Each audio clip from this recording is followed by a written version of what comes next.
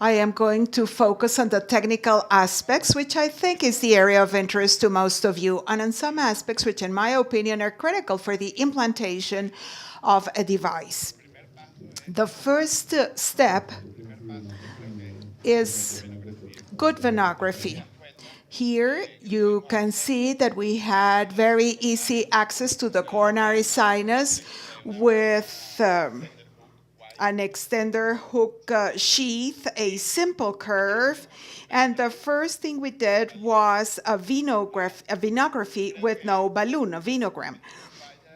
When we failed in resynchronization, the basic step that is usually absent is a good venogram.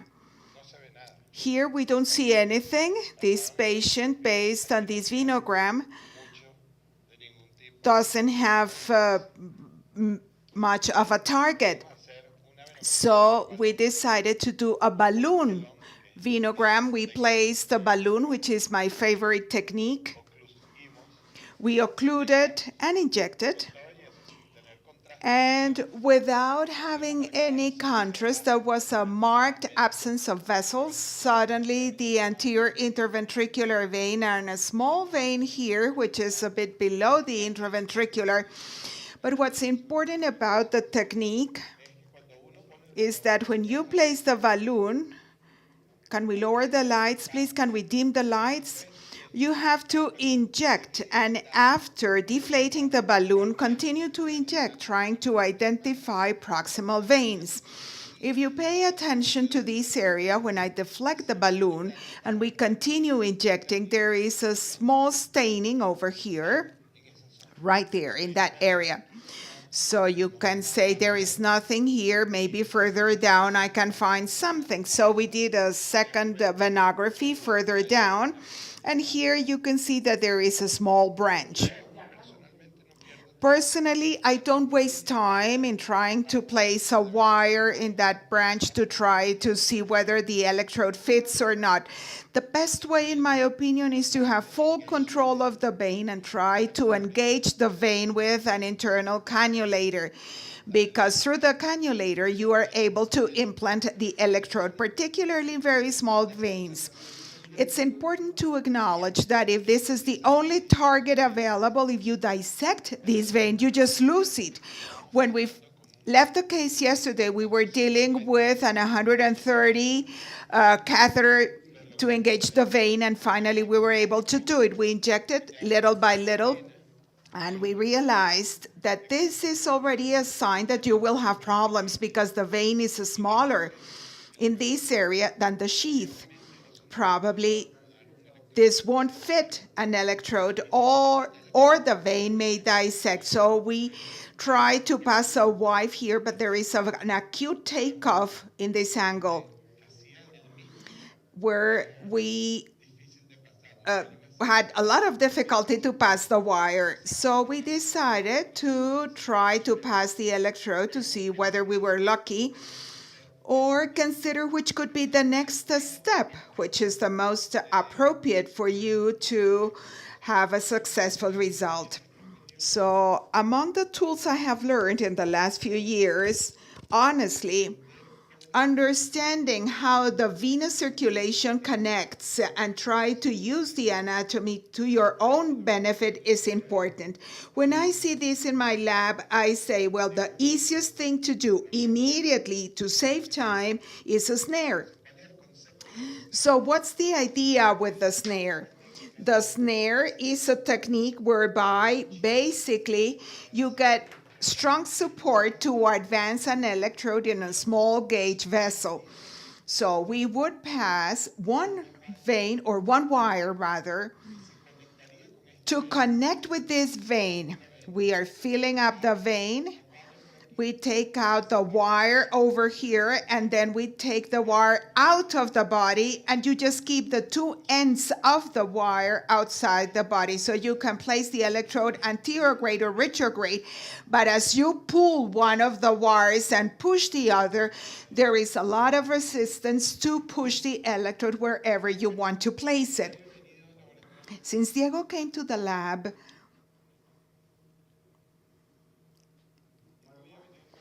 Diego had came to the lab and he said, well, do you think that we can use it? Well, we used a small vein on top because one option was to place the electrode here, but it looked too anterior. Ideally, you can see how this vein fills up, and this is what we wanted. We also acknowledged the collateral circulation moving upwards. So what did we decide? Well, we decided to go down and cannulate the posterolateral vein because we saw that this connects retrogradely. When we injected here, there was a connection to the IC catheter. This connects in a retrograde fashion to feel this vein, which was the vein of interest to us.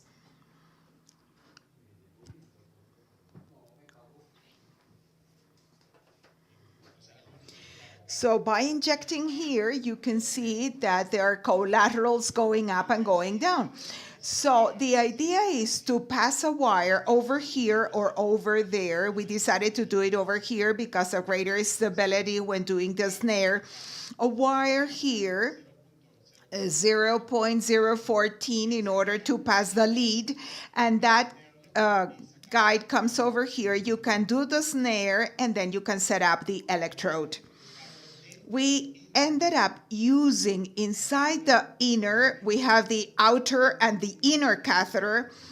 We used a two French catheter, which is called a band finder. The band finder is one of the Worley catheters, which is very small to identify veins. With that catheter, you can inject. And when you inject, the veins distend, and finally you are able to place the tip of the catheter selectively at the site where you want to be and then inject. So here we are looking for the vein with the catheter, and as you move the catheter little by little, you inject, the vein dilates, and the tip of the catheter, it reaches the vein. So here we realize that this is the vein we want. Can you see it here? It's moving up and feeling both of them reaching this branch, which is larger. And here we won't have any problems. So once you have prepared this, you are injecting and you are ready with the guide in order to advance. Unfortunately, here the guide we have, maybe we can dim the lights to see it better. I think you will have to clean your glasses. Okay. So this is the inner catheter. We passed the band finder. Obviously, it looks like gigantic because I magnified it. And the wire is going up. Can you see it here? The wire moving up. This is the only guide we had of 300 centimeters. And this is the other important point. In order to be able to remove the guide outside the body and have enough distance to set up the electrode, you have to use a 300 centimeter wire. 150 is too short. And this was the only one available. So unfortunately, we can't see it very clearly, but you can see it here. We ended up passing the guide over here, and it's in the coronary sinus. So the second step is to try to do a snare with this wire. In order to do that, the easiest thing to do is to use a second introducer. The standard hook, we placed it in the coronary sinus. And through this extender hook, we can place the snare. And now we push backwards the wire and then push so that inside the snare, you can remove the wire outside the body.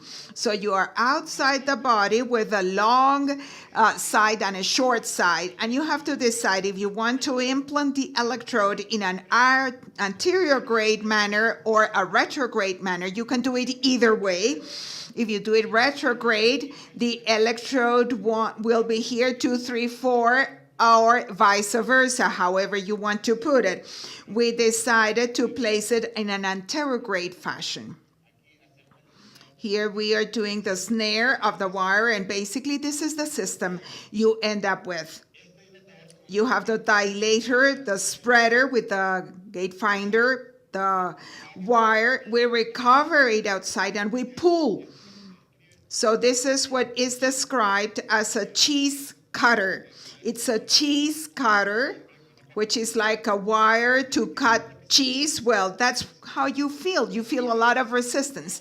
And the key is not to pull too strongly because you can break the vein. And as you pull on one side, you push on the other. If you decide to do it as we did, anterograde, we need to pull the electrode enough so that we have a piece to set up the electrode outside. You set up the electrode, and then this side, which is the small side, you place a fly in order to get the necessary resistance. When you start pushing the electrode by pulling the other one and pushing over here, you develop a lot of tension, and the electrode can fit in any place you want.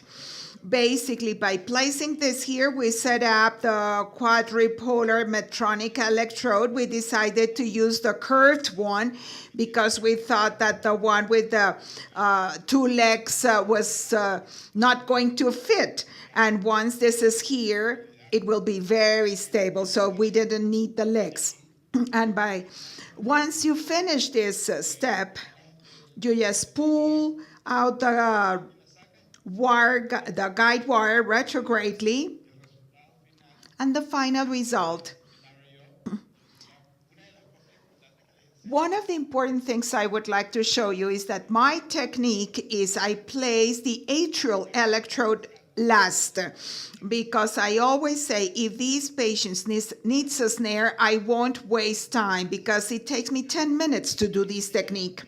And it ensures the right position of the electrode. So I place the atrial lead last because I have free access. When I am working on the lead and I have to do a snare, I have extra access. And finally, I place the atrial lead or electrode. This was the final result. You can see here the lead or the electrode on the side, and the LEO with the final electrode, and the electrode of the patient who was already resynchronized.